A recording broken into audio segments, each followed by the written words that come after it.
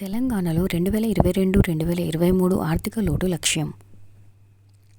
2022-2023 ఆర్థిక లోటు లక్ష్యం రూపాయలు 52,167 కోట్లు. ఇది జీఎస్డీపీలో 4%. తెలంగాణ రాష్ట్రం ఏర్పడిన 2013-2014 ఆర్థిక సంవత్సరంలో రాష్ట్ర జీఎస్డీపీ రూపాయలు 5,05,849 కోట్లు.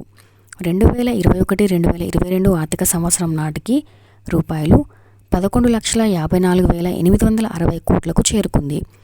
దీనికి సంబంధించిన అడిషనల్ ఇన్ఫర్మేషన్. ఆర్థిక లోటు ప్రభుత్వం యొక్క మొత్తం రాబడి మరియు మొత్తం వ్యయం మధ్య వ్యత్యాసాన్ని ఆర్థిక లోటు అంటారు. ఇది ప్రభుత్వానికి అవసరమైన మొత్తం రుణాలను సూచిస్తుంది. మొత్తం రాబడిని లెక్కిస్తున్నప్పుడు రుణాలను దానిలో లెక్కించరు. ఆర్థిక లోటు ఈజ్ ఈక్వల్ టు ప్రభుత్వ ఆదాయం మైనస్ ప్రభుత్వ వ్యయం.